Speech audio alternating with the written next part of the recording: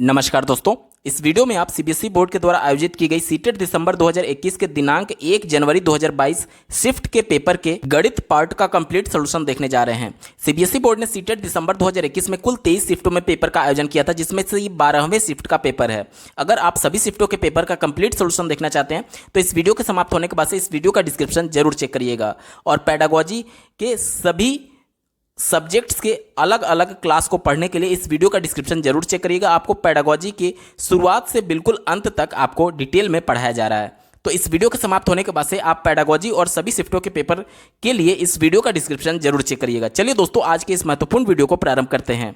पहला प्रश्न पूछा गया है, एक स्कूल में 96 शिक्षिकाएं हैं, जिनमें से 3/8 शिक्षिकाएं उच्च स्कूली कक्षाओं में पढ़ाती हैं। यदि उच्च स्कूली शिक्षिकाओं का 2/9 भाग गणित शिक्षिकाएं हैं तो वह उच्च स्कूली शिक्षिकाएं जो गणित नहीं पढ़ाती हैं उनकी संख्या क्या होगी। देखिए यहाँ पर कुल टीचर्स की संख्या कितनी दी गई है, 96, और इसमें से 3/8 जो है वो उच्च स्कूल में उच्च कक्षा में पढ़ाती हैं। तो इसका 3/8 मैं निकालूं तो 12/8 96 होता है। 12/8 तो ये हो जाएगा, 12 बार में जाएगा और 12 तियाँ 36 हो जाएगा। ठीक है, यानी 36 जो है वो हायर क्लासेज को पढ़ाती हैं और इस 36 में से 2/9 भाग जो है वो गणित को पढ़ाती है।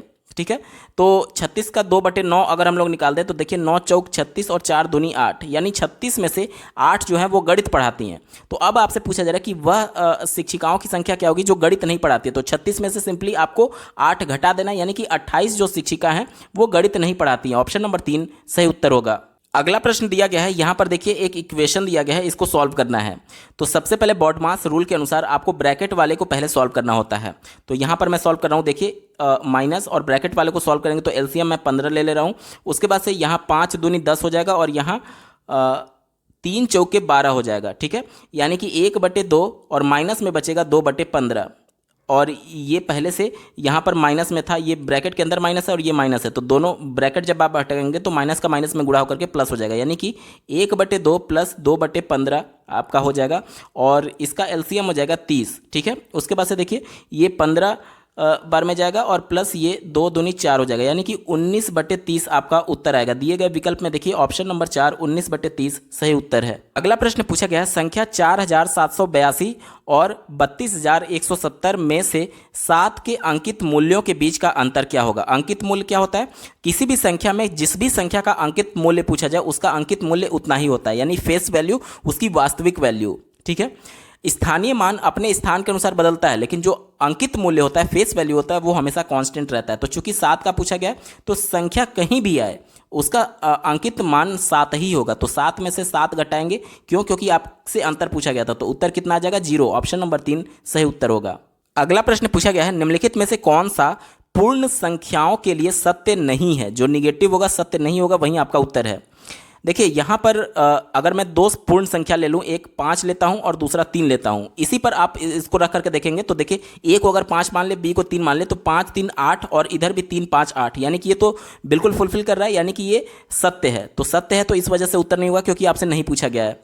तीसरा देखिए ए गुणे बी, यानी कि 5 तिहाई 15 हो जाएगा, और बी गुणे ए यानी कि 3 5 15 बी होगा, यानी कि ये भी फुलफिल कर रहा है, इस वजह से ये भी आपका उत्तर नहीं होगा।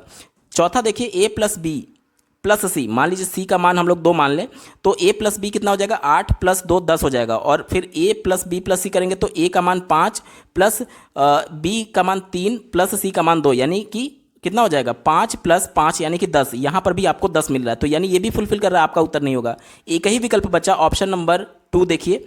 ए का मान हमने 5 माना था, 5 में से 3 घटाएंगे तो उत्तर आएगा 2, ये लेफ्ट हैंड साइड का। अगर राइट हैंड साइड बी में से अगर हम लोग ए घटाएं तो 3 में से 5 जब घटाएंगे तो माइनस का 2 आएगा, यानी कि ये दोनों इक्वल नहीं है। चूंकि इक्वल नहीं है इस वजह से ये करेक्ट नहीं है और ये फुलफिल नहीं कर रहा है, इस वजह से यही आपका उत्तर हो जाएगा। प्रश्न में यही पूछा गया था कि कौन सा पूर्ण संख्याओं के लिए सत्य नहीं है। ऑप्शन नंबर 2 सही जवाब होगा। अगला प्रश्न पूछा गया, जब किसी संख्या को 6 से विभाजित करने के लिए कहा गया तो रानी ने उसे 9 से विभाजित कर दिया और उसे भागफल 21 मिला और शेषफल 3 मिला। अपनी गलती का एहसास होने पर उसने संख्या को 6 से विभाजित किया, अब भागफल और शेषफल कितना मिलेगा। तो देखिए गलती से उसने उस संख्या को 9 से विभाजित कर दिया था। मान लीजिए कि यहाँ पर वो संख्या है जिसे हमें पहले ज्ञात करना होगा, तो मैं x मान ले रहा हूँ। इसका भागफल कितना आया था, 21 आया था, और इसका शेषफल कितना आया था, इसका शेषफल आया था 3। तो यहाँ पर x की वैल्यू निकालने के लिए आप क्या करते हैं, इसका इसमें गुणा कर देते हैं और जो आएगा उसमें शेषफल जोड़ देते हैं। यानी कि देखिए 9 एकम 9 और 9 दूनी 18, 189 हो गया प्लस 3, शेषफल वाला 3 जोड़ेंगे तो 192 आ जाएगा। यानी कि अब 192 में जब हम लोग 6 से भाग देंगे तो भागफल हमें कितना मिलेगा, 6 त्रिक 18, एक बचा, फिर 2 उतारेंगे, 6 दूनी 12, यानी कि ये शेषफल 0 हो जाएगा। यानी कि भागफल कितना मिलेगा, 32 मिलेगा और शेषफल 0 मिलेगा। दिए गए ऑप्शन में देखिए ऑप्शन नंबर 4 भागफल 32 और शेषफल 0 इसका सही जवाब होगा। अगला प्रश्न है, निम्नलिखित में से कौन सा तुल्य भिन्न है। तुल्य भिन्न को अंग्रेजी में लाइक फ्रैक्शन कहते हैं। तो ये पूछा जा रहा है कि कौन सा तुल्य भिन्न है। तो ऐसे दो फ्रैक्शन जिनका हर जो होता है वो समान होता है, यानी डिनोमिनेटर समान होता है। जैसे कि मान लीजिए एक भिन्न मैं लिख रहा हूँ 1/2, तो ये इसका अंश हो गया यानी न्यूमरेटर और ये इसका हर हो गया यानी कि डिनोमिनेटर। तो मान लीजिए एक और भिन्न है 3/2 मैं लिख दिया हूँ, तो यहाँ पर देखिए दोनों का जो हर है वो समान है, तो दोनों एक दूसरे के तुल्य भिन्न माने जाएंगे। तो दिए गए ऑप्शन में देखिए एक ही ऑप्शन में चौथे में दिया गया है, इसका दोनों का हर 4 है जो कि समान है, इस वजह से तुल्य भिन्न ऑप्शन नंबर 4 सही उत्तर होगा। अगला प्रश्न पूछा गया है, निम्नलिखित में से कौन सी संख्याएं पूर्ण घन नहीं है। तो यहां पर देखिए 729 जो है ये 9 का घन होता है, तो ये तो पूर्ण घन है, इस वजह से आपका उत्तर नहीं होगा। ये देखिए ये 10 का घन होता है, तो ये भी पूर्ण घन है, इस वजह से ये भी उत्तर नहीं होगा। ऑप्शन नंबर 4 देखिए ये 6 का घन होता है, तो ये भी पूर्ण घन है, इस वजह से उत्तर नहीं होगा। लेकिन 333 किसी का भी पूर्ण घन नहीं है, तो ऑप्शन नंबर 3 सही जवाब होगा। अगला प्रश्न पूछा गया है, शिखा ईंट भट्टा पर ईंट खरीदने गई। ईंटों का मूल्य 2500 रुपये प्रति 1000 ईंट था। अगर उसके पास केवल 4000 रुपये हो तो वह कितनी ईंट खरीद सकती है। तो यहाँ पर देख लीजिए 1000 ईंट जो है उसका मूल्य कितना है, 2500 रुपये है। तो यहाँ से एक ईंट का दाम हम लोग निकालना चाहें तो यूनिटरी मेथड से आप इसमें 1000 से भाग दे देंगे तो इसका मान आ जाएगा 2.5 रुपया, यानी एक ईंट का दाम 2.5 रुपया हो गया और टोटल उसके पास कितने रुपए हैं, 4000 रुपये हैं। यानी कि आप ऐसे लिख सकते हैं 2.5 रुपये का एक ईंट है तो 4000 रुपये का कितना ईंट मिलेगा। तो सिंपली 4000 में आप 2.5 से भाग दे दीजिए, तो ऊपर नीचे 10 से मैं गुणा कर दे रहा हूँ ताकि दशमलव हट जाए। तो अब हो जाएगा ये 40,000 डिवाइडेड बाई 25, 25 से काटिए, 25 8 200 होता है, तो 25 16 में 400 हो जाएगा, यानी कि 1600 इसका मान आएगा। उसको कुल 1600 ईंट मिलेंगी। दिए गए विकल्प में देखिए ऑप्शन नंबर 2 सही जवाब है। अगला प्रश्न पूछा गया है, मिनी ने अपनी शिक्षिका को कहा मैंने एक आयत बनाया जिसकी भुजाएं 4 सेंटीमीटर हैं। निम्नलिखित में से कौन सा कथन सही है। तो यहाँ पर देख लीजिए, यहाँ पर कहा जा रहा है जिसकी भुजाएं 4 सेंटीमीटर। आयत में 2 भुजा होती है, लंबाई और चौड़ाई। लेकिन अगर लंबाई को देखिए ये आयत हो गया, लंबाई को अगर चौड़ाई के बराबर कर दिया जाए तो ये वर्ग बन जाएगा। क्यों? क्योंकि आयत की प्रॉपर्टी ये कहती है कि इसके आमने सामने की भुजा बराबर होगी, तो वर्ग में भी तो आमने सामने की भुजा बराबर होती है और ये इसके बराबर है और चारों भुजाएं भी आपस में बराबर हैं और इसके जो प्रत्येक भुजा संलग्न भुजा है उसके बीच 90 अंश का कोण होता है, तो ये भी वर्ग में होता है। यानी कि आयत जो है वो वर्ग है, प्रत्येक आयत जो होता है वो वर्ग होता है, बशर्ते इतना कि उसकी लंबाई उसके चौड़ाई के बराबर हो जाए। ठीक है, तो अब चलिए विकल्पों पर हम लोग ध्यान देते हैं। पहला विकल्प क्या कहा जा रहा है कि एक आयत की सभी भुजाएं बराबर नहीं हो सकती, तो ये गलत था कि सभी भुजाएं बराबर हो सकती हैं आयत की। अगर आयत की सभी भुजा बराबर हो जाएगी तो वो क्या हो जाएगा, वर्ग हो जाएगा। तीसरा विकल्प देखिए, कहा जा रहा है सभी आयत वर्ग होते हैं। कहा जा रहा है कि सभी जो आयत हैं वो वर्ग हैं, तो आयत वर्ग नहीं होता है, बल्कि आयत को वर्ग होने के लिए ये जरूरी है कि इसकी लंबाई इसके चौड़ाई के बराबर हो। तो लंबाई चौड़ाई चूंकि बराबर नहीं है, इस वजह से वर्ग की प्रॉपर्टी की चारों भुजाएं बराबर होंगी वो फुलफिल नहीं हो रहा है, इस वजह से ये भी गलत हो गया। एक ही विकल्प बचा ऑप्शन नंबर 2, सभी वर्ग आयत होते हैं। ये विकल्प बिल्कुल सही है। कैसे? मान लीजिए ये एक वर्ग है जिसकी चारों भुजाएं बराबर हैं, तो आयत की प्रॉपर्टी क्या कहते हैं कि आमने सामने की भुजा बराबर होगी। वर्ग में भी देखिए आमने सामने की भुजा बराबर है और ये भुजा इसके बराबर है। ठीक है, और वर्ग की प्रॉपर्टी ये कहती है कि इसके दो संलग्न भुजाओं के बीच 90 अंश का कोण होता है, तो देखिए वर्ग में भी हो रहा है। साथ ही साथ आयत के जो विकर्ण होते हैं वो आपस में समान होते हैं, वर्ग में भी विकर्ण एक दूसरे के बराबर हो रहे हैं। यानी कि वर्ग की जो प्रॉपर्टी है वो पूरी तरीके से फुलफिल कर रही है आयत की प्रॉपर्टी के। तो यहाँ पर देखिए ऑप्शन नंबर 2, सभी वर्ग आयत होते हैं, ये बिल्कुल सही जवाब हो जाएगा। ऑप्शन 2 सही जवाब है। अगला प्रश्न पूछा गया, त्रिभुज के कोणों का अनुपात 4:5:6 दिया गया है, उसके कोणों का मान कितना होगा। तो चूंकि ये त्रिभुज के अंतः कोण हैं, तीनों को जोड़ दिया जाए x मानते हुए, तो क्या हो जाएगा 4x + 5x यानी 9x + 6x यानी कि 15x। और हमने एक प्रमेय पढ़ा है कि त्रिभुज के तीनों अंतः कोणों का योग कितना होता है, 180 अंश। तो 15 से काटेंगे तो ये 12 बार में जाएगा, यानी कि x का मान कितना आ गया, 12 आ जाएगा। तो पहली जो कोण हो जाएगी 12 चौका 48 हो जाएगा। दिए गए विकल्प में देखिए ऑप्शन नंबर 3। दूसरा जो कोण हो जाएगा 12 × 25 = 60 हो जाएगा और तीसरा हो जाएगा 12 × 6 = 72, यानी कि ऑप्शन नंबर 3 बिल्कुल सही जवाब है। अगला प्रश्न पूछा गया है, रागिनी दोपहर के 2 बजे स्टेशन पहुंचती है, उसे अलीगढ़ के लिए रेलगाड़ी लेनी है। 4 रेलगाड़ियां ए, बी, सी और डी के छूटने का समय क्रमशः 17:05, 4:32, 18:30 और 19:15 पर है। उसे कौन सी रेलगाड़ी लेनी चाहिए ताकि उसे कम से कम समय के लिए इंतजार करना पड़े। तो यहाँ पर देख लीजिए, दोपहर के 2 बजे वो पहुंची है। दोपहर के 2 बजे का मतलब क्या हो गया, 12 बजे के बाद 1 बजता है, फिर 2 बजता है। और अगर हम लोग 24 घंटे की प्रणाली में देखें तो 12 बजे के बाद यानी कि 13 बजेगा, फिर 14 बजेगा, यानी 2 बजे को हम लोग क्या लिख सकते हैं, 14 बजे। अब देखिए 14 बजे बज चुका है और उसके बाद से इन चारों में सबसे नज़दीक कौन सा है, तो 14 बजे के बाद गिनिए, 15 बजेगा, फिर 16 बजेगा, फिर 17 बजेगा। तो सबसे नज़दीक ये वाला है, 17 बजे वाला। क्यों, आपको लग रहा होगा ये नज़दीक है, लेकिन ये सुबह का समय है, 4:32, यानी अगले दिन सुबह का समय है। तो ये सबसे ज़्यादा वेट करने वाला समय है, तो ये तो आपका होगा नहीं। और सबसे नज़दीक में देखा जाए तो 17:05, यानी कि 17:05 पर कौन सी गाड़ी खुल रही है, क्रमशः दिया गया है, यानी रेलगाड़ी एक खुलेगी 17:05 पे। ऑप्शन नंबर 1 इसका बिल्कुल सही जवाब होगा। अगला प्रश्न पूछा गया है, रीता अपने क्षेत्र के वार्ड की सदस्य है। वह 11x16 फीट आकार का एक सामुदायिक कमरा बनाना चाहती है। फर्श पर टाइलें लगाने के लिए उसके पास 4 विकल्प हैं। पहला विकल्प है कि 1.5x1.5 फीट का टाइल हो, दूसरा विकल्प है 2x2 फीट का टाइल हो, तीसरा है 2.5x2.5 फीट का टाइल हो और चौथा है 3x3 फीट का टाइल हो। सामुदायिक कक्ष के लिए उन्हें किस आकार की टाइलें खरीदनी चाहिए ताकि वह टाइल को बिना काटे बिछा सके। तो यहाँ पर देखिए कमरा कुछ इस प्रकार से होगा, 16 फीट मान लीजिए ये लंबा हो गया और 11 फीट ये मान लीजिए कि चौड़ा हो गया। इसमें से कोई भी टाइल ऐसा नहीं है जो कि पूरी तरीके से कवर कर पाए। क्यों, क्योंकि यहाँ पर टाइल बोला गया है कि किसी भी टाइल को काटना नहीं है। अब मान लीजिए कि अगर हम लोग ये 16 है तो 16 को ये वाला जो लेंथ है वो पूरी तरीके से काटेगा, तभी ये संभव था कि, क्योंकि मान लीजिए इस प्रकार से अगर कुछ टाइल आप बिछाते भी हैं तो लंबाई वाले एक तरीके से जो लंबाई है उसको ये 1.5 फीट काट देना चाहिए, तभी भी ये पूरी तरीके से बिना काटे बिछाया जा सकता है। या फिर 2 फीट वाला भी काट दे तभी बिछाया जा सकता है। तीसरा देखिए 2.5 फीट वाला काटे या फिर 3 फीट वाला काटे। तो कोई ऐसा विकल्प ही नहीं बन रहा है जो कि बिना काटे लगाया जा सके। क्योंकि मान लीजिए अगर 2 फीट आपको लग रहा होगा कि ये 8 टाइल लग सकते हैं, लेकिन इधर भी देखिए इसकी चौड़ाई 11 थी। अब 11 को अगर आप 2 से काटेंगे तो पूरी तरीके से डिवाइड नहीं होगा, यानी कहीं ना कहीं टाइल को काटना ही पड़ेगा। यानी कि चारों विकल्पों में से कोई भी ऐसा विकल्प नहीं है जो कि बिना टाइल को काटे लगा सके।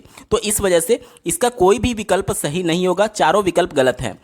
सीबीएसई बोर्ड ने इस प्रश्न के सापेक्ष रिवाइज्ड आंसर की में 9 अंक लिखा था, यानी सभी अभ्यर्थियों को इसके सापेक्ष कॉमन अंक दिया गया था, क्योंकि ये प्रश्न ही गलत है, चारों विकल्प गलत है। अगला प्रश्न पूछा गया है, सुश्री रेणु ने अपने छात्रों को 8 समूह में विभाजित किया और अपना भार दर्ज करने के लिए कहा। फिर उन्होंने समूह को अपना औसत भार परिकलन करने को कहा। समूह अ, जिसमें 8 विद्यार्थी हैं, ने अपना भार तोला और औसत भार 38.2 किलोग्राम ज्ञात किया।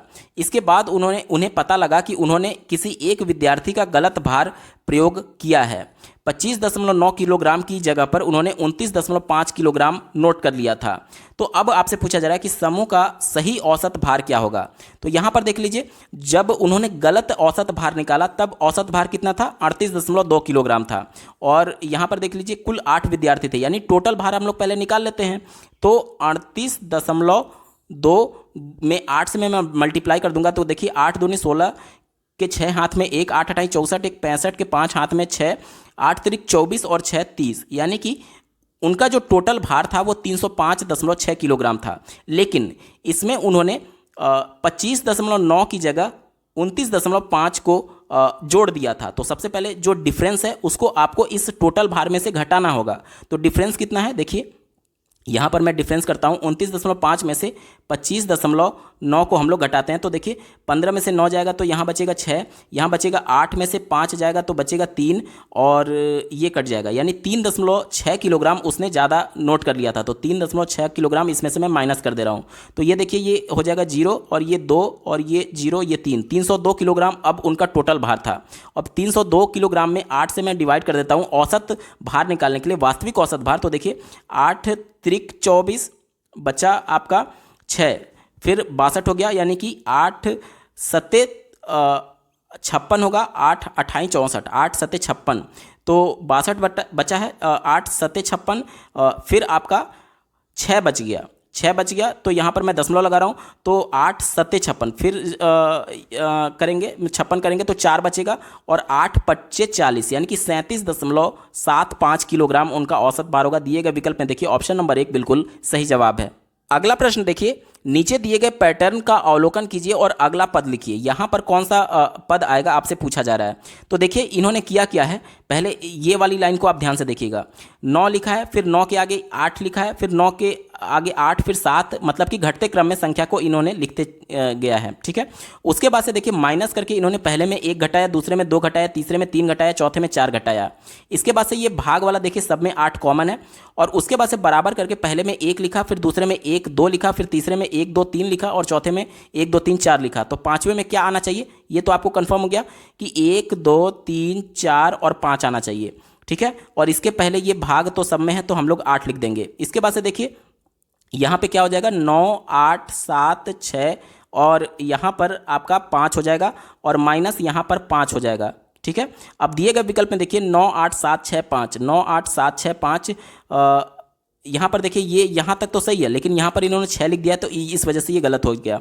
यहाँ पर देखिए ये वाला विकल्प यहाँ पर भी देखिए ये 5 तक था, यहाँ पर भी 5 है, लेकिन इन्होंने यहाँ पर 4 लिखा है, तो इस वजह से गलत है।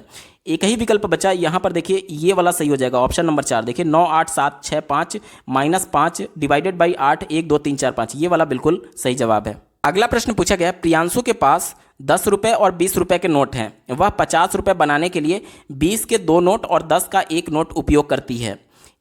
यही राशि बनाने के लिए अन्य कितने तरीके और हो सकते हैं यदि हमें दोनों ही नोटों का प्रयोग करना हो? आप नोटों के दिक् स्थान व्यवस्था को अपेक्षित कर सकते हैं। तो पहले देखिए इन्होंने क्या किया, 50 रुपये बनाने के लिए 20 के 2 नोट लिए प्लस 10 का 1 नोट लिया, तो ये 50 रुपया बन गया। अब ये पूछा जा रहा है कि इसके अलावा, अब इसको आपको कंसिडर नहीं करना है, यहाँ पर देखिए इसके अलावा अन्य कहा जा रहा है कि इसके अलावा और कितने तरीके हो सकते हैं 50 रुपये बनाने के लिए। आपको 10 रुपये और 20 रुपये दोनों का ही यूज करना होगा। तो दूसरा तरीका क्या हो सकता है, देखिए 10 रुपये के मैं यहाँ पर 3 नोट ले लूँ और 20 रुपये का 1 नोट ले लूँ, तो क्या हो जाएगा, देखिए ये 30 हो गया, ये 20 हो गया, यानी यहाँ पर भी 50 हो जाएगा। यही एक अन्य विधि होगी जिसके माध्यम से हम लोग 50 रुपये बना सकते हैं, और कोई दूसरा विधि नहीं होगा, यानी एक ही विधि बचा। तो ऑप्शन नंबर 2 देखिए, ये एक इसका बिल्कुल सही जवाब हो जाएगा। इसको आपको कंसीडर नहीं करना है क्योंकि ये प्रश्न में ही दिया गया है और इसके अलावा पूछा जा रहा है। तो ऑप्शन नंबर 2 एक ही विधि और होगी, ये वाली विधि जिसके माध्यम से हम लोग 50 रुपये इकट्ठा कर सकते हैं। ऑप्शन नंबर 2 सही जवाब है। अगला प्रश्न पूछा गया, गणित के शिक्षक ने निम्नलिखित 4 प्रश्नों को सामने रखा, इनमें से कौन सा प्रश्न मुक्त उत्तर वाला प्रश्न होगा? तो देखिए 2 प्रकार के प्रश्न होते हैं, एक बंद सिरे वाले प्रश्न और दूसरा मुक्त सिरे वाले प्रश्न। तो बंद सिरे वाले प्रश्न वो प्रश्न होते हैं जिसका एक ही यूनिक आंसर आए, यानी उसमें बच्चे को कुछ क्रिटिकल थिंकिंग करने की आवश्यकता नहीं है। यानी कक्षा में अगर 50 बच्चे हैं तो 50 का आंसर सेम आएगा। लेकिन मुक्त उत्तर वाले प्रश्न की अगर बात करें तो मुक्त उत्तर वाले प्रश्न का अगर 50 बच्चे हैं तो 50 का उत्तर अलग अलग आ सकता है। यानी कि इसमें बच्चे को क्रिटिकल थिंकिंग, सृजनात्मक मौलिक विचार सोचने के लिए प्रयास करना पड़ेगा मुक्त उत्तर वाले प्रश्न में। तो चलिए वही विकल्प आपका सही होगा जिसमें एक से ज़्यादा विकल्प उत्तर के तौर पर आए। पहला विकल्प दिया गया है, यदि 2 संख्याओं का योग 15 है, उनमें से एक संख्या 7 है, तो दूसरी संख्या क्या होगी? जाहिर सी बात है 8 ही होगी, यानी केवल एक ही उत्तर आया, ये आपका उत्तर नहीं होगा। दूसरा विकल्प देखिए, यदि अनिल की आयु 7 वर्ष है और उसके पिताजी की आयु उसकी आयु की 5 गुना है, तो पिता की आयु कितनी होगी? जाहिर सी बात है 35 होगी, एक ही उत्तर आया, आपका उत्तर नहीं होगा। चौथा विकल्प देखिए, 17 में क्या जोड़ा जाए कि 23 आ जाए? तो 17 में आप 6 जोड़ेंगे तो 23 आएगा, एक ही उत्तर आया, तो ये भी आपका उत्तर नहीं होगा। एक ही विकल्प बचा ऑप्शन नंबर 3 देखिए, यदि 2 संख्याओं का योग 17 है तो वे संख्याएं क्या होंगी? देखिए 2 संख्याओं का योग 17 दिया गया है, तो देखिए हो सकता है कि पहली संख्या 1 हो और दूसरी संख्या 16 हो, तो भी उत्तर 17 आएगा। हो सकता है कि पहली संख्या 2 हो, दूसरी संख्या 15 हो, तो भी 17 आएगा। और ये तो मैं पूर्णांक संख्या ले रहा हूँ, यहाँ पर केवल संख्याओं की बात की जा रही है, तो फ्रैक्शन भी आपका हो सकता है। इसके साथ साथ दशमलव वाले अंक भी हो सकते हैं और भिन्न में भी अंक हो सकता है, यानी कि अनंत उत्तर इसका हो सकता है और प्रत्येक बच्चे का उत्तर अलग अलग आएगा। यानी कि इस वाले प्रश्न में सबसे ज़्यादा क्रिटिकल थिंकिंग आएगा। बच्चे को वो दोनों प्रश्न एक तरीके से हाइपोथेटिकल सोचना होगा कि कौन कौन से प्रश्न 2 ऑप्शन 2 अंक हो सकते हैं जिनका योग 17 होगा। तो सबसे ज़्यादा क्रिटिकल थिंकिंग इसी प्रश्न में है और एक से ज़्यादा उत्तर आएगा, इस वजह से ये मुक्त उत्तर वाला प्रश्न है। ऑप्शन नंबर 3 सही उत्तर होगा। अगला प्रश्न है, कक्षा में स्थानीय मान की संकल्पना को विकसित करने के लिए अध्यापक ने निम्नलिखित पहेली का उपयोग किया। पहेली क्या है? मैं 5 दहाई और 4 इकाई से छोटा हूँ, इस पहेली का क्या उद्देश्य है? 5 दहाई का मतलब 5 गुणे दहाई का मतलब 10 से गुणा, प्लस 4 इकाई का मतलब 4 में 1 से गुणा, यानी कि दोनों को जोड़ेंगे तो कितना आ जाएगा? 50 + 4 यानी कि 54, यानी कि जो संख्या है वो 54 से छोटी होनी चाहिए। अब ये पहेली हो गया। अब इस पहेली को पूछने का उद्देश्य क्या है? तो ये पहेली पूछने का उद्देश्य ये है कि जो बच्चों में स्थानीय मान की संकल्पना है उसको और मजबूत किया जाए। आपने 10 से गुणा क्यों किया? क्योंकि पहेली में कहा गया कि मैं 5 दहाई, आपने यहाँ पर 1 से गुणा क्यों किया? क्योंकि यहाँ पर इकाई वर्ड का यूज किया गया था, यानी कि इस पहेली के माध्यम से बच्चों में स्थानीय मान को और ज़्यादा प्रबल किया जा रहा है। चारों ऑप्शंस में आप देखेंगे तो एक ही ऑप्शन दिया गया है, चौथा वाला देखिए, आधार 10 यानी बेस तथा स्थानीय मान की संकल्पना को प्रबलित किया जा रहा है, यानी कि और ज़्यादा मजबूत किया जा रहा है। ऑप्शन नंबर 4 सही उत्तर होगा। अगला प्रश्न है, निम्न में से कौन से प्राथमिक कक्षाओं में आकृतियां पढ़ाने का उद्देश्य है? आकृति कहने का मतलब, चूंकि हम लोग गणित का पेपर सॉल्व कर रहे हैं तो ज्यामिति से है, यानी कि त्रिभुज हो गया, वर्ग हो गया, आयत हो गया, इस प्रकार से आकृतियां दिखाने का क्या उद्देश्य है आपसे पूछा जा रहा है। पहला देखिए, दृश्यीकरण कौशल को विकसित करना, ये विकल्प बिल्कुल सही है। क्यों? जो वैन हील के द्वारा ज्यामिति का सिद्धांत दिया गया था कि बच्चे ज्यामिति को किस प्रकार से सीखते हैं, उनका पहला ही चरण दृश्यीकरण है, यानी कि बच्चे सबसे पहले आकृतियों को देखते हैं। आकृतियों को देखना ही दृश्यीकरण कहलाता है, यानी कि इन आकृतियों को देख करके बच्चों में दृश्यीकरण कौशल को डेवलप किया जा सकता है, विकसित किया जा सकता है। तो पहला पॉजिटिव था। दूसरा देखिए, ज्यामितीय आकृतियों के नाम को स्मरण करना, कहीं भी आपको स्मरण करना, याद करना, रटने जैसे शब्द आ जाए वो हमेशा ही निगेटिव होता है, कभी भी आपका उत्तर होगा ही नहीं। तो बाकी इस विकल्प में आपको सोच विचार करने की कोई आवश्यकता ही नहीं है। अगर प्रश्न पॉजिटिव सेंस में पूछा गया है तो रटना, याद करना, स्मरण करना ये हमेशा निगेटिव होता है और हमेशा गलत ही होगा, निगेटिव होगा। सी वाला देखिए, दिक् स्थान संबंधी तर्क कौशल में वृद्धि करना, ये विकल्प बिल्कुल सही है। कैसे? देखिए, दिक् स्थान कहने का मतलब यहाँ पर एक तरीके से इनके रिलेशन के संदर्भ में बात की जा रही है, इनके संबंध में तर्क कौशल की। मान लीजिए अगर यहाँ पर मैं आयत बना दे रहा हूँ तो इनके भुजाओं के बीच में क्या रिलेशन है कि आमने सामने की भुजा बराबर है और ये आमने सामने की भुजा बराबर है। अगर मैं वर्ग बना दूँ तो इनके बीच का क्या रिलेशन है कि चारों भुजाएं बराबर हैं। तो ये सभी एक तरीके से रिलेशन के संबंध में कौशल विकसित किया जा सकता है आकृतियाँ दिखा करके। निश्चित तौर पर बच्चे को जब आप त्रिभुज दिखाएंगे तो वो ये तो कम से कम समझेगा ना कि इसमें 3 भुजाएं हैं। जब आप वर्ग दिखा रहे होंगे तो ये समझेगा कि इसमें 4 भुजाएं हैं और चारों बराबर हैं, और ये देख करके समझेगा कि इसमें भी 4 भुजाएं हैं लेकिन चारों भुजा बराबर नहीं है। तो यही कहा जा रहा है कि उनमें संबंध का तर्क कौशल के माध्यम से तर्क करना कि इनके बीच क्या रिलेशन हो सकता है या फिर इनकी भुजाओं के बीच क्या रिलेशन है, इस प्रकार का सेंस है। तो ये भी बिल्कुल सही बात है, आकृतियां देख करके किया जा सकता है। यानी कि ए और सी केवल सही होगा। दिए गए ऑप्शंस में देखिए ऑप्शन नंबर 2 ए और सी इसका सही जवाब होगा। अगला प्रश्न पूछा गया है, दृष्टिबाधित विद्यार्थियों के लिए निम्नलिखित में से किसका प्रयोग गणित शिक्षण अधिगम के साधनों के रूप में किया जा सकता है? बच्चा दृष्टिबाधित है यानी देख नहीं सकता है, यानी वो वाला विकल्प आपका सही होगा जिसमें बच्चा छू करके अनुभव कर पाए। तो यहां पर देख लीजिए जियो बोर्ड क्या होता है। तो बेसिकली ये एक वुडन बोर्ड होता है इस प्रकार का, और इसमें इस प्रकार से कील लगे होते हैं, ये सभी कील हैं, ठीक है। और इन कील के माध्यम से इसमें एक रबड़ फंसा करके बच्चों को दिखाया जाता है। जैसे ये कील है तो जाहिर सी बात है उभरा हुआ होगा ऊपर की तरफ, तो यहाँ से एक रबड़ लगा करके इस प्रकार से ये बच्चे को बताया जा सकता है कि ये त्रिभुज है, या फिर इसको हटा दें और इन 6 के बीच में इस प्रकार से रबड़ लगा करके बताया जा सकता है कि ये एक आयत है। क्यों बताया जा सकता है? क्योंकि ये बच्चे छू करके महसूस कर पाएंगे। बच्चा दृष्टिबाधित है, देख नहीं सकता, लेकिन छू करके महसूस जरूर कर सकता है। इसी प्रकार से देखिए रबड़ को इस प्रकार से अगर हम लोग इन कीलों के बीच में लगा दे तो बच्चा समझ जाएगा कि ये वर्गाकार है, क्योंकि चारों भुजाएं इसकी बराबर हो रही हैं। तो जियो बोर्ड होता है जिसमें बेसिकली एक वुडन बोर्ड है, लकड़ी का बोर्ड है जिसपे कील लगी होती है, और रबड़ के मदद से हम विभिन्न आकृतियों को बच्चों को दिखाते हैं। और चूंकि ये छूने लायक है इस वजह से बच्चे इसको छू करके समझ सकते हैं। यानी कि जो जियो बोर्ड है वो बिल्कुल हेल्पफुल होगा दृष्टिबाधित अभ्यर्थियों के गणित शिक्षण अधिगम में। तो पहला बिल्कुल पॉजिटिव है, आपका उत्तर होगा। दूसरा देखिए जियोजेब्रा बेसिकली एक सॉफ्टवेयर है जो कि गणित के लिए यूज किया जाता है। तो ये चूंकि ये सॉफ्टवेयर है जिसे आप छू नहीं पाएंगे, हार्डवेयर रहता तो हम छू सकते थे, लेकिन ये सॉफ्टवेयर है, इसे इसलिए छुआ नहीं जा सकता, और इसलिए दृष्टिबाधित व्यक्तियों के लिए ये गणित शिक्षण अधिगम का साधन नहीं होगा क्योंकि छुआ नहीं जा सकता। तो ये गलत हो गया। तीसरा देखिए गिनतारा क्या होता है? आप लोग जानते होंगे, अबेकस कहते हैं इसे। इसमें बेसिकली इस प्रकार से रॉड लगे होते हैं और इस रॉड में यहाँ पर मोतियाँ होती हैं। इस प्रकार से मोतियां होती हैं, तो इन मोतियों को भी छू करके बच्चा सीख सकता है, गिन सकता है कि कितनी मोतियां हैं या फिर कितने अंक को ये रिप्रेजेंट कर रहा है। तो ये अबेकस होता है, ठीक है। तो इसे भी टच करके बच्चा महसूस कर सकता है, यानी कि दृष्टिबाधित के लिए ये भी हेल्पफुल होगा। चौथे की बात करें, ग्राफिक कैलकुलेटर। तो ग्राफिक कैलकुलेटर जो आप साइंटिफिक कैलकुलेटर यूज करते हैं उसे कहा जाता है। तो कैलकुलेटर में अंक प्रेस करने के लिए जाहिर सी बात है दृष्टि होनी आवश्यक है। तो ये छू करके महसूस नहीं किया। जैसे मान लीजिए कल कैलकुलेटर में आपने कैलकुलेशन कर दिया, तो उसका रिजल्ट देखने के लिए आपके पास नयन तो होना चाहिए, मतलब कि आपकी दृष्टि सही होनी चाहिए, ठीक है, क्योंकि यहाँ देखने की जरूरत है। इसे छू करके आप नहीं बता पाएंगे कि कितना आउटपुट आया या फिर कितना रिजल्ट आया है। कैलकुलेटर में आप छू करके थोड़ी रिजल्ट बता पाएंगे कि 50 × 315 कितना आया, छू करके थोड़ी महसूस होगा, वो तो देखना पड़ेगा ना। तो चूंकि दृष्टिबाधित बालक है, इस वजह से ये हेल्पफुल नहीं होगा, यानी कि केवल ए और सी इसका सही विकल्प है। दिए गए ऑप्शंस में देखिए ऑप्शन नंबर 2 ए और सी इसका सही जवाब होगा।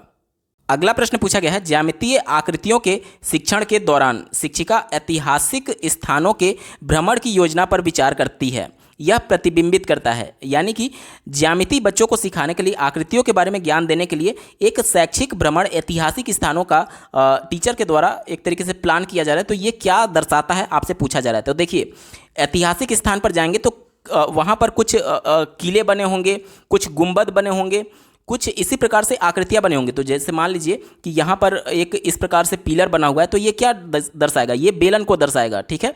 तो ये बेलन क्या है, ज्यामितीय आकृति है। इसी प्रकार से मान लीजिए किसी बिल्डिंग पर इस प्रकार से गुंबद बना होगा, गुंबद मान लीजिए इस प्रकार से बना है, तो ये क्या है, ये अर्धगोलाकार है। तो अर्धगोलाकार क्या है, ज्यामिति का पार्ट है। इसी प्रकार से अन्य आकृतियां भी होंगी, तो वो सब कुछ क्या करेगा, बच्चे में ज्यामिति आकृति को समझने में मदद करेगा, ठीक है। तो यही परिकल्पना टीचर के द्वारा अपनाई गई थी। विकल्प नंबर 3 देखिए, आकृतियां किसी भी वास्तुशिल्प का अनिवार्य भाग है और इस प्रकार के भ्रमणों से गणित को कक्षा के पार ले जाने में प्रोत्साहन मिलता है। एनसीएफ 2005 ये कहता है कि बच्चों को उसके परिवेश से जोड़ करके ज्ञान देना चाहिए, और चूंकि वो मूर्त अवस्था में उस शिक्षण शैक्षिक भ्रमण को मूर्त अवस्था में सभी आकृतियों को देख रहा होगा, तो निश्चित तौर पर जितनी ज़्यादा इंद्रियां एक्टिव हैं, क्योंकि बच्चा प्रत्यक्ष तौर पर देख रहा है, तो वो उसका जो अधिगम होगा वो अर्थपूर्ण होगा ज्यामिति आकृति के संदर्भ में। तो ये सबसे अप्रोप्रिएट था और यहीं आपका सही जवाब हो जाएगा। अगला प्रश्न पूछा गया है, प्राथमिक कक्षा की एक गणित की अध्यापिका अपने छात्रों के सामने निम्नलिखित प्रश्न रखती है। रीना और शमा एक दुकान पर एक बैग खरीदने के लिए जाती हैं। दुकान में मूल्य पर्चियों के साथ बहुत सारे बैग हैं। वे बहुत सारी मूल्य पर्चियों को देख करके चकरा जाती हैं। क्या आप मूल्य पर्चियों को या तो आरोही क्रम या अवरोही क्रम में लगा करके उसकी सहायता कर सकते हैं? तो यहाँ पर देखिए कुल यहाँ पर 6 बैग हैं और 6 का रेट दिया गया है और कक्षा में बोला गया कि आप इन सबको आरोही या फिर अवरोही क्रम में लगा सकते हैं। तो प्रश्न आपसे, अब ये कक्षा में पूछा गया था प्रश्न, अब आपसे सीटेट की परीक्षा में ये प्रश्न पूछा जा रहा है कि दिए गए संदर्भ में निम्नलिखित में से कौन सा कथन सही है। अब चलिए विकल्पों पर हम लोग चलते हैं। पहला विकल्प ये दिया गया है कि प्रश्न के उपयोग से केवल आरोही और अवरोही क्रम की अवधारणा सुदृढ़ हो सकती है। मैं बार बार कह रहा हूँ, जिस भी विकल्प में आपको केवल वर्ड दिख गया, आगे आपको पढ़ने की आवश्यकता ही नहीं है। अगर पॉजिटिव सेंस में प्रश्न पूछा गया है तो केवल हमेशा निगेटिव कर देता है उस पूरे विकल्प को, इस वजह से ये संकुचित हो जाता है और ये कभी आपका उत्तर होगा ही नहीं। तो केवल अगर आपने देख लिया तो तुरंत आपको कट कर देना है, ठीक है। बात करेंगे तीसरे विकल्प की। यह गणित का प्रश्न नहीं है क्योंकि यह संख्याओं पर मूल संक्रियाओं से सम्मिलित नहीं करता है। मूल संक्रिया क्या होती है गणित में? जोड़, घटाना, गुणा, भाग, इसे मूल संक्रिया कहते हैं। तो क्या गणित में आपसे सिर्फ इतना ही बोला जाता है कि 2 + 2 कितना होगा, 2 में से 2 घटाएंगे तो क्या होगा? ये डायरेक्टली प्रश्न वाले, डायरेक्टली अंकों पर संक्रिया करने वाले प्रश्न हो गए। लेकिन भाषा पर आधारित प्रश्न भी पूछे जाते हैं। तो ये कहना कि केवल अंकों पर आधारित प्रश्न पूछा जाए, केवल मूल संक्रिया पर आधारित प्रश्न पूछे जाए, तो ये संकुचित हो जाएगा, इस वजह से ये निगेटिव था। चौथे विकल्प की अगर बात करें, चौथा विकल्प दिया गया, शिक्षिका को कक्षा में संदर्भात्मक प्रश्नों को लाने से बचना चाहिए। ये विकल्प बिल्कुल गलत है। एनसीएफ 2005 ये कहता है कि बच्चों के रेफरेंस में, बच्चों के परिवेश से जोड़ करके आपको उसको बताना है, क्योंकि बच्चा जब 3 साल का जब प्लेवे में जाएगा या फिर 6 साल का जब प्राइमरी में जा रहा होगा, तो अपने आसपास वो दुकान पर गया होगा कभी ना कभी टॉफ़ी खरीदने के लिए। उस टॉफ़ी खरीदने के दौरान उसने मान लीजिए 10 रुपया दिया और 5 का टॉफ़ी है तो 5 रुपया उसे रिटर्न मिलेगा। तो ये सब कुछ उसका पूर्व अनुभव है, ये उसके के इस कॉन्सेप्ट को जोड़ करके आप गणित की संरचनाओं को बच्चों को बता सकते हैं। और ये विकल्प कह रहा है कि बच्चों को संदर्भात्मक प्रश्नों को कक्षा में लाने से बचना चाहिए। देखिए, जितना संदर्भात्मक प्रश्नों को आप कक्षा में लाएंगे उतना ही बच्चे अर्थपूर्ण तरीके से सीख पाएंगे। तो ये नेगेटिव था, आपका उत्तर नहीं होगा। एक ही विकल्प बचा ऑप्शन नंबर 2, शिक्षिका प्रश्न का उपयोग संख्याओं की तुलना के पार जाने तथा आंकड़ों का प्रबंधन व छटाई की संकल्पना के परिचय के लिए कर सकती है। तो ये सबसे ज़्यादा ब्रॉड सेंस में है। देखिए, यहाँ पर पहला विकल्प जो कहा गया था कि आरोही और अवरोही क्रम में अवधारणा सुदृढ़ करने, ये संकुचित था, ठीक है। लेकिन ये वाला जो है ये ब्रॉड है। अब उसके पास इतने ज़्यादा आंकड़े हो गए कि आंकड़ों का मैनेजमेंट भी किया जा सकता है, साथ ही छटाई की परिकल्पना भी की जा सकती है कि मान लीजिए वो आरोही क्रम में या फिर अवरोही क्रम में अरेंज कर दी। उसके बाद से सबसे कम वैल्यू वाला जाहिर सी बात है वो बैग खरीदेगी, तो बाकी के जो हैं वो आप छांट ही तो रहे हैं। तो ये छटाई की संकल्पना का भी परिचय देगा, साथ ही साथ आंकड़ों के मैनेजमेंट की भी बात बताएगा, और सिर्फ तुलना करना नहीं बताएगा, यानी इसी को कहा गया है कि संख्याओं की तुलना के पार।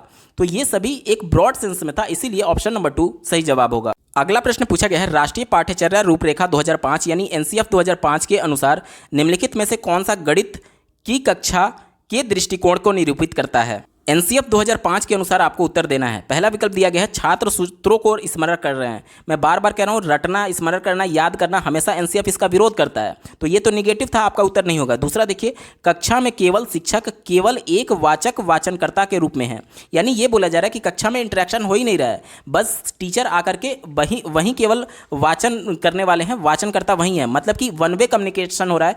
ये तो पहले भी मैं आपको बता चुका हूँ कि जहाँ पर केवल दिख गया वो हमेशा निगेटिव होगा, वो विकल्प कभी उत्तर होगा ही नहीं। और दूसरा, इस तरीके से भी आप सोच सकते हैं कि लेव वाइगोत्स्की ने अंतःक्रिया का सिद्धांत दिया था, यानी बच्चे इंटरेक्शन के माध्यम से सीखते हैं। यानी यहाँ पर कक्षा में केवल टीचर बोल रहा है, यानी कि यहाँ पर शिक्षण अधिगम का कार्य हो ही नहीं रहा है, बच्चे सीख ही नहीं पा रहे हैं क्योंकि इंटरेक्शन नहीं कर रहे हैं। तो दो तरीके से आप देख सकते हैं, केवल आने की वजह से ये निगेटिव था, और दूसरा लेव वाइगोत्स्की के सिद्धांत के अनुसार ये निगेटिव था। तो दोनों हिसाब से ये गलत है।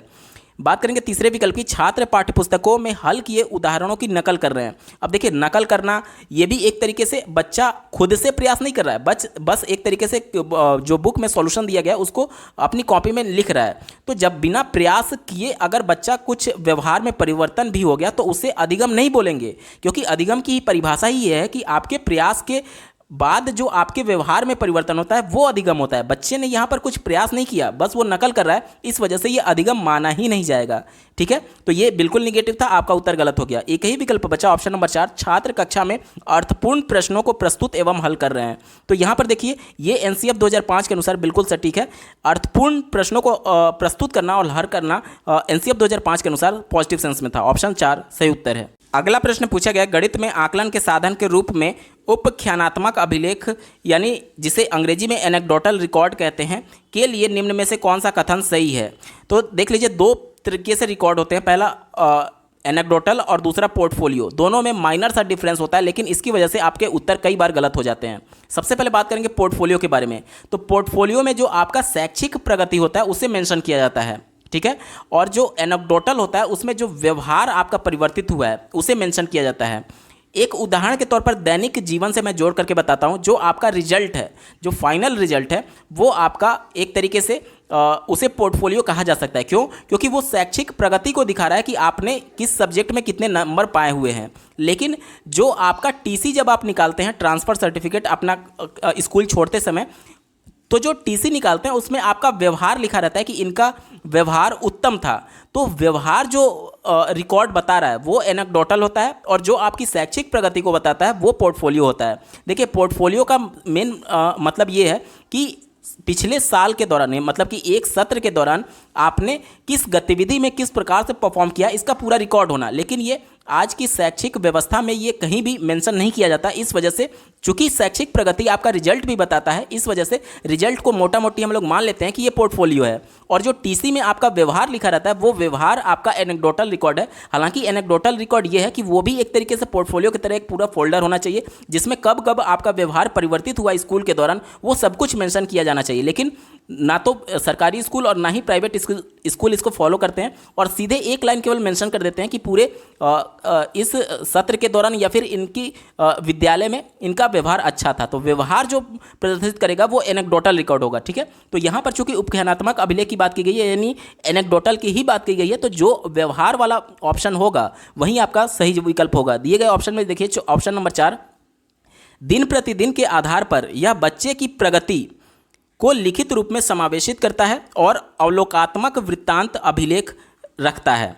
तो यहाँ पर देख लीजिए ये बच्चे की प्रगति की बात की गई है, तो ये एक तरीके से व्यवहार की प्रगति के सेंस में यहाँ पर यूज किया गया है, ठीक है, और उसको अवलोकनात्मक वृत्तांत के सेंस में आया हुआ है। तो ऑप्शन नंबर 4 यहाँ पर बिल्कुल सही हो जाएगा। और अन्य विकल्प को एक बार मैं चर्चा कर लेता हूँ ताकि आपका और ज़्यादा क्लियर हो जाए।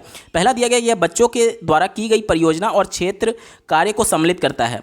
तो की गई परियोजना और क्षेत्र कार्य क्या हुआ, जो आप शैक्षिक कार्य कर रहे हैं। तो मैं बताया कि शैक्षिक कार्य नहीं होता है एनेक्डोटल, तो ये चूंकि परियोजना मतलब प्रोजेक्ट जो आपने किया है और जो शैक्षिक कार्य कर रहे थे उसको रिकॉर्ड मेंटेन नहीं करना है एनेक्डोटल में, ठीक है, व्यवहार को मेंटेन करना है। तो ये निगेटिव था, आपका उत्तर नहीं होगा, ये पोर्टफोलियो के सेंस में आ सकता था। दूसरा देखिए, यह बच्चों द्वारा किए गए कार्य की गुणवत्ता को उल्लेखित मापदंड पर जांचता है और उसे अंकित करता है। देखिए कार्य की गुणवत्ता क्या हो जाएगी, शैक्षिक गुणवत्ता, जो आप कार्य कर रहे हैं वो क्या है, आपकी शैक्षिक प्रगति है। तो कार्य की गुणवत्ता को मेंटेन नहीं करता है बल्कि व्यवहार को मेंटेन करता है, इस वजह से ये भी गलत हो गया। तीसरा देखिए, यह विशेष कौशल या प्रक्रिया के होने या न होने को अंकित करता है। तो विशेष कौशल क्या हो जाएगा, आप अधिगम करेंगे तभी आपके अंदर कोई कौशल आएगा, ठीक है। तो ये भी शैक्षिक प्रक्रिया से जुड़ा हुआ है, इस वजह से आपका उत्तर नहीं होगा, क्योंकि व्यवहार को हमें मेंटेन करना है। तो व्यवहार वाला एक ही विकल्प था, ऑप्शन नंबर 4 यही आपका सही जवाब होगा। अगला प्रश्न पूछा गया है, एक कक्षा 3 की अध्यापिका ने अपनी कक्षा में गुणन का परिचय योग की पुनरावृत्ति और आयताकार सारणी से कराया। वह क्या कर रही है कक्षा में, आपसे पूछा जा रहा है। चौथे विकल्प से शुरुआत करेंगे। चौथा विकल्प दिया गया, छात्रों को व्यस्त कर वह अपने लिए खाली समय प्राप्त कर रही है। तो ये तो बिल्कुल ही निगेटिव है। भले ही आप स्कूल में, विद्यालय में महिलाएं जाकर के स्वेटर बुने या फिर जो मेल टीचर हैं वो कुछ भी करें, लेकिन आप एक औपचारिक शिक्षक के तौर पर इस प्रकार का जवाब नहीं दे पाएंगे, ठीक है। तो ये निगेटिव था, आपका उत्तर नहीं होगा। तीसरा विकल्प देखिए, बहुत सा समय नष्ट कर रही हैं और उसे केवल औपचारिक कलन विधि के शिक्षण पर बल देना चाहिए। अब आपको आगे विकल्प पढ़ने की आवश्यकता ही नहीं है, केवल दिख गया तो ये कभी सही होगा ही नहीं, ये विकल्प गलत हो गया। तीसरा देखिए, गुणन की बहुल औपचारिक कलन विधियों को पढ़ा रही है, यानी कि बहुत सारी औपचारिक विधियों को पढ़ाया जा रहा है उसके द्वारा। तो ये भी एक तरीके से पॉजिटिव सेंस में है, लेकिन मैं यहाँ पर स्टार लगा रहा हूँ, आगे आपको पता चलेगा क्यों। पहला विकल्प देखिए, गुणन का परिचय अनौपचारिक रणनीतियों से कराने हेतु विद्यार्थियों के पूर्व ज्ञान और उनके अनुभव का उपयोग कर रही है। यहाँ पर देखिए उसको क्या कहा जा रहा है कि योग की पुनरावृत्ति, जैसे कि मान लीजिए अगर हम लोग दो का पहाड़ा करना बताना है बच्चे को, तो 2 का पहाड़ा क्या है, वो गुणा ही तो है। 2 में 2 से गुणा करेंगे तो 4 आएगा, 2 में 3 से गुणा करेंगे तो 6 आएगा, 2 में 4 से गुणा करेंगे तो 8 आएगा, ये गुणा ही तो है। लेकिन इसको इस प्रकार से भी रिप्रेजेंट किया जा सकता है, 2 गुणे 2 यानी कि 2 का 2 में जोड़, 2 गुणे 3 यानी कि 2 को 3 बार जोड़ना है, 2 गुणे 4 यानी कि 2 को 4 बार जोड़ना है। तो इस को योग की पुनरावृत्ति के माध्यम से बताया जा रहा है। तो ये क्या है, ये अनौपचारिक रणनीति अपनाई जा रही है, ठीक है। और दूसरे वाले विकल्प में देखिए, ये औपचारिक कहा जा रहा था, ठीक है। इस वजह से ये विकल्प संकुचित हो गया कि ये जो विधि अपनाई गई है योग की पुनरावृत्ति, ये औपचारिक नहीं है बल्कि अनौपचारिक है। इस वजह से ऑप्शन 1 यहाँ पर ब्रॉड हो जाएगा और ऑप्शन नंबर 2 जो था वो अब यहाँ पर संकुचित हो जाएगा और ये गलत हो जाएगा, ठीक है। तो एक ही विकल्प बचा, ऑप्शन नंबर 1 यहाँ पर बिल्कुल सही जवाब हो जाएगा। अगला प्रश्न है, एक बच्ची गेंदों की गणना एक गेंद पर उंगली रखकर क्रम से उस संख्या का नाम बोलते हुए कर रही है। उसने कुछ गेंदों को 2 बार गणना कर लिया। इस बच्ची में पूर्व संख्या की किस अवधारणा को अभी मजबूत करना है। यहाँ पर देखिए कुछ गेंद इस प्रकार से हैं और यहाँ पर एक एक गेंद पर वो उंगली रख करके उसे काउंट कर रही है। लेकिन क्या हुआ कि काउंट करते हुए जैसे 1 उसने गिना, फिर 2 गिना, फिर इसको फिर से 2 गिन ले रही है। तो यही पूछा जा रहा है कि उसमें किस अवधारणा की अभी कमी है और उसे मजबूत करने की आवश्यकता है। तो देखिए यहाँ पर जब बच्ची गेंद को गिन रही थी तो 1 जब इसे गिना, 2 इसे गिना, तो जाहिर सी बात है 2 के अगला क्या होगा, 2 में 1 जोड़ेंगे तो 3 आना चाहिए। यानी कि बच्ची को अभी ये ज्ञात नहीं है कि 1 से एक संगतता, यानी 1 में 1 जोड़ेंगे तो अगला टर्म आएगा, 1 से अगला टर्म जोड़ेंगे तो अगला टर्म आएगा। तो यानी कि 1 से 1 संगतता, एकाकी संगति अभी मजबूत करना बाकी है उसके अवधारणा में। तो ऑप्शन नंबर 1 बिल्कुल सही जवाब होगा। अगला प्रश्न है, गणित में भ्रांतियों को दूर कर सकते हैं। तो भ्रांति का मतलब यहाँ पर मिसकॉन्सेप्शन से है, यानी बच्चे अपने अंदर गलत कॉन्सेप्ट बना लिए हैं। तो किस प्रकार से इसको दूर किया जा सकता है, आप चौथे विकल्प से शुरुआत करिए। देखिए कहा जा रहा है कि कलन विधि को दोबारा प्रदर्शन करके, कलन विधि मतलब कि एल्गोरिदम, जो प्रोसीजर अपनाया गया है उस प्रोसेस को स्टेप बाय स्टेप फिर से बता करके, बच्चे को उसमें डाउट था, आप कितना भी बार उसको बता लेंगे, चूंकि बच्चे ने कॉन्सेप्ट गलत बना लिया है, ठीक है, तो वहां पे आप स्टेप्स ही बच्चों को बता पाएंगे, कॉन्सेप्ट क्लियर नहीं कर पाएंगे, तो ये निगेटिव था, आपका उत्तर नहीं होगा। तीसरा विकल्प देखिए, बहुत सारे प्रश्नों के अभ्यास और ड्रिल से। देखिए बच्चों में अभ्यास और जो ड्रिल होता है वो बच्चे को मशीन बनाएगा, उसके कॉन्सेप्ट को क्लियर नहीं करेगा, इस वजह से ऑप्शन नंबर 3 यहां पर निगेटिव था। ऑप्शन नंबर 2 देखिए, एक ही तरीके से प्रश्नों को बनाकर और उनको कई बार दोहरा करके, देखिए एक ही तरीके से ये भी संकुचित है, केवल एक तरीके से, एक ही तरीके से, ये सब कुछ एक ही सेंस में आते हैं, इस वजह से आपका निगेटिव सेंस में था, उत्तर नहीं होगा।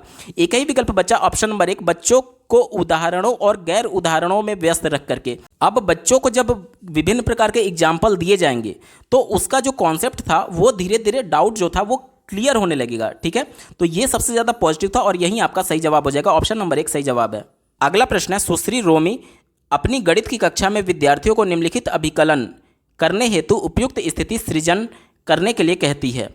तो बच्ची विभिन्न जो बच्चे हैं कक्षा में उनको ये सभी प्रश्न दिए जा रहे हैं, 10 में 2 जोड़ेंगे तो कितना आएगा, 10 में 2 का गुणा करेंगे तो कितना आएगा, 10 में से 3 घटाएंगे तो कितना आएगा, 10 में 2 से भाग देंगे तो कितना आएगा। तो पूछा जा रहा है कि सुश्री रोमी द्वारा उपयुक्त शिक्षण विधि के अनुसार निम्नलिखित में से कौन सा कथन सही है। तो यहाँ पर देखिए चारों जो गणितीय संक्रियाएं होती हैं, जोड़ घटाना गुणा भाग, सबका उपयोग किया गया है, ठीक है, तो देखिए इससे अब क्या कौन सा कथन सही है। पहले विकल्प से शुरू करते हैं, मिश्रित प्रकार की समस्याएं देकर के वह अपने विद्यार्थियों के समस्या समाधान कौशल का परीक्षण कर रही है। तो ये मिश्रित प्रकार की समस्या नहीं है, मिश्रित प्रकार की समस्या तब होती जब एक ही प्रश्न में उनको चारों संक्रियाएं दी जाती, ठीक है, तो ये मिश्रित नहीं है, इस वजह से आपका उत्तर नहीं होगा। दूसरा देखिए, वह विद्यार्थियों की भाषा निपुणता का परीक्षण कर रही है। भाषा निपुणता का परीक्षण तब किया जाता जब मैथमेटिकल लैंग्वेज का इस्तेमाल किया जाता, जैसे कि मान लीजिए ऐसे पहले वाले प्रश्न को इस प्रकार से पूछा 10 + 2 वाले को कि मान लीजिए आपके पास 2 टॉफ़ी थी और फिर मैंने आपको 10 टॉफ़ी दे दिया, तो अब आपके पास कुल कितनी टॉफ़ी हो गई, तो वहाँ पर 10 + 2 ही होगा, लेकिन वहाँ पर भाषा की निपुणता को जांचा जा सकता है कि बच्चे लैंग्वेज को समझ पा रहे हैं या नहीं, मैथमेटिकल लैंग्वेज को। तो यहाँ पर चूंकि डायरेक्टली संक्रिया की गई है, प्लस गुणा माइनस और डिवीजन, इस वजह से यहाँ पर भाषा की निपुणता का परीक्षण नहीं हो पाएगा, ठीक है, इसलिए निगेटिव हो गया। चौथा देखिए, विद्यार्थियों को कुछ कार्य देकर के वह अपनी कक्षा में अनुशासन कायम करने की कोशिश कर रही है। तो केवल बच्चों को कार्य देकर के अनुशासन में नहीं रखा जा सकता, ठीक है, जब तक बच्चे एक्टिवली पार्टिसिपेट नहीं करेंगे, तो ये निगेटिव था, आपका उत्तर नहीं होगा। एक ही विकल्प बचा ऑप्शन नंबर 3, वह विद्यार्थियों की गणितीय कथनों और समस्या समाधान कौशल के विकास में सहायता करने का प्रयास कर रही है। ऑप्शन नंबर 3 बिल्कुल सही जवाब हो जाएगा। अगला प्रश्न पूछा गया है, निम्नलिखित कथनों में से कौन सा गणित शिक्षण के उच्च उद्देश्यों के सूचक हैं। पहले विकल्प से शुरुआत करेंगे, गणित शिक्षा को रोजगार योग्य ऐसे वयस्कों का निर्माण करना चाहिए जो सामाजिक और आर्थिक विकास में अपना योगदान दे सकें। तो केवल सामाजिक और आर्थिक विकास में योगदान देने के लिए गणित शिक्षा नहीं कराया जाता, ये निगेटिव था, आपका उत्तर नहीं होगा, बल्कि बच्चों के दैनिक जीवन में जो अमूर्त चिंतन है उसको बढ़ावा देने के लिए गणित शिक्षण एक तरीके से ब्रॉड सेंस में यूज किया जाता है, ठीक है, तो पहला निगेटिव हो गया। दूसरा देखिए, गणित शिक्षा बच्चे के आंतरिक साधनों जैसे कि अमूर्त चिंतन और तर्क संगत निष्कर्षों को निकालने वाली होनी चाहिए, ये विकल्प बिल्कुल पॉजिटिव है। तीसरा देखिए, बच्चों को गणित को जीवन की एक विधि के जैसे कि संप्रेषित करना, विचार विमर्श करना और समस्या समाधान करने की मनोवृत्ति के विकास के रूप में देखना चाहिए, तो ये भी बिल्कुल पॉजिटिव है। चौथा विकल्प देखिए, गणित शिक्षा तथ्यपूर्ण ज्ञान एवं कार्य विधिक धारा प्रवाह पर केंद्रित होनी चाहिए, तो ये निगेटिव है। क्यों निगेटिव है? क्योंकि एक तरीके से आपको गणित को धारा प्रवाह हल करना ही उद्देश्य नहीं है, बल्कि उसमें एक तरीके से एक्यूरेसी भी होनी चाहिए, ठीक है, तो ये निगेटिव था। तो देखिए बी और सी केवल यहाँ पर सही है, ऑप्शन नंबर 2 देखिए बी और सी इसका बिल्कुल सही जवाब होगा। अगला प्रश्न पूछा गया था, न्यूमैन के अनुसार विद्यार्थी शब्द समस्या यानी इबारती वाले प्रश्नों को हल करने में सक्षम हो इससे पहले वह 5 स्तरों को पूरा करें। ये स्तर नीचे यादृच्छिक क्रम में दिए गए हैं, यानी उल्टे सीधे क्रम में दिए गए हैं। आपसे प्रश्न पूछा जा रहा है, इनमें से कौन सा विकल्प स्तरों के सही क्रम को दर्शाता है। तो चलिए यहाँ पर देख लीजिए, ये जो सभी क्रम दिए गए हैं, 5 क्रम दिए गए हैं, इसको अरेंज करने के लिए आपसे बोला जा रहा है। तो सबसे पहले जो इबारती वाले प्रश्न होंगे, यानी कि लैंग्वेज वाले जो प्रश्न होते हैं, सबसे पहले आप उस लैंग्वेज को पढ़ते हैं, ठीक है, यानी कम से कम आप पढ़ने में सक्षम होने चाहिए। तो पहला तो यही हो गया। दूसरा क्या होता है कि पढ़ करके आपसे क्या पूछा जा रहा है, पूछे गए कार्य को समझना, यानी कि क्या प्रश्न में पूछा जा रहा है, इसको आप समझते हैं, तो ये दूसरे नंबर पर हो गया। उसके बाद से मान लीजिए कि उस लैंग्वेज में, मान लीजिए सीबीएसई बोर्ड का आप कोई प्रश्न हल कर रहे हैं, मतलब अंग्रेजी में है, तो अगर आपको जरूरत पड़ती है कि उसको ट्रांसलेट करना हिंदी में, तो वो आप करते हैं, यानी कि तीसरे नंबर पर क्या हो जाएगा, गणितीय मांग के अनुसार समस्या का अनुवाद करने की आवश्यकता, ठीक है, तो यहां पर ट्रांसलेट करना तीसरे नंबर पर हो जाएगा। उसके बाद से क्या होता है, चौथे नंबर पर देखिए, आवश्यक गणितीय संक्रियाओं को करना, यानी कि अब आप प्रश्न भी पढ़ चुके हैं, प्रश्न को समझ भी चुके हैं, ट्रांसलेट भी कर चुके हैं, अब आप गणितीय संक्रिया करेंगे, जोड़ करेंगे, घटाना, गुणा, भाग, जो भी प्रश्न के अनुसार आवश्यक होगा वो करेंगे, तो ये चौथे नंबर पर होगा। और अंतिम नंबर पर क्या होता है, उत्तर को अर्थपूर्ण रचना में प्रदर्शित करना। जैसे कि मान लीजिए प्रश्न ये है कि आपके पास पहले से 10 पेन है, आपने 2 पेन और खरीद लिया, अब आपके पास कुल कितने पेन हो गए, तो आपका उत्तर क्या होगा, 10 + 2 यानी कि 12। तो आप डायरेक्टली 12 नहीं लिखेंगे, बल्कि अब आप लिखेंगे कि अब मेरे पास कुल 12 पेन हो जाएंगे। तो ये क्या कह रहा है, ये उत्तर को अर्थपूर्ण रचना में प्रदर्शित करना, यानी कि जो प्रश्न में जिस प्रकार से पूछा गया है, उत्तर भी आपको उसी प्रकार से रचना करके बताना है, यानी कि ये 5वें नंबर पर हो जाएगा। यानी कि क्रम क्या बना, देखिए सबसे पहले बी है, उसके बाद से क्या बना, देखिए बी के बाद से आपका ए बना है, उसके बाद से डी बना है, फिर आपका सी बना है और अंत में ई बना है, BADCE। दिए गए विकल्प में देखिए ऑप्शन नंबर 4 BADCE इसका बिल्कुल सही जवाब होगा। दोस्तों, हम लोग पेपर के बिल्कुल अंतिम पड़ाव में आ चुके हैं। अभी तक का ये वीडियो आपको कैसा लगा कमेंट के माध्यम से जरूर बताइएगा, क्योंकि आपका एक कमेंट मुझे मोटिवेट करेगा ऐसे ही महत्वपूर्ण वीडियो लाने के संदर्भ में। इस पेपर का अंतिम प्रश्न पूछा गया था, गणित के शिक्षक के पेशेवर विकास के लिए निम्नलिखित में से कौन सा वांछनीय नहीं है, ठीक है, यानी कि प्रोफेशनली गणित का टीचर ट्रेंड करने के लिए कौन सा यहाँ पर सही नहीं है, आपसे पूछा जा रहा है। पहला देखिए, गणित की कार्यशालाओं यानी वर्कशॉप और गोष्ठियों में उपस्थित होना, ये तो पॉजिटिव था, इस वजह से उत्तर नहीं होगा।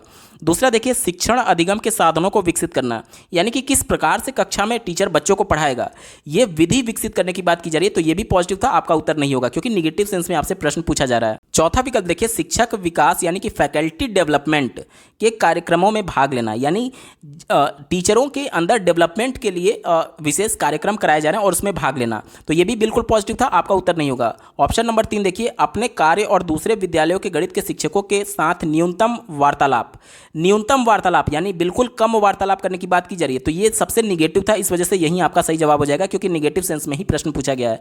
देखिए, लेव वाइगोत्स्की ने बताया था कि जितना ज़्यादा आप इंटरेक्शन करेंगे, आपका जो अधिगम है वो उतना ही अर्थपूर्ण होगा। अब यहाँ पर टीचरों के अंदर विकास करना है, तो जाहिर सी बात है टीचरों को ही इंटरेक्शन करना होगा दूसरे टीचर से, और ये विकल्प कह रहा है कि बिल्कुल कम इंटरेक्शन किया जाए, तो ये लेव वाइगोत्स्की के सिद्धांत के अपोज में था, इस वजह से यही आपका निगेटिव है और इस वजह से यही आपका सही उत्तर हो जाएगा। दोस्तों, ये पेपर पूरा सॉल्व हो चुका है। आपको ये वीडियो कैसा लगा कमेंट के माध्यम से जरूर बताइएगा, और सीटेट दिसंबर 2021 के 2300 शिफ्टों के पेपर का कंप्लीट सोल्यूशन देखने के लिए, साथ ही पेडागोजी की महत्वपूर्ण प्रश्नों की श्रृंखला को देखने के लिए इस वीडियो का डिस्क्रिप्शन जरूर चेक करिएगा।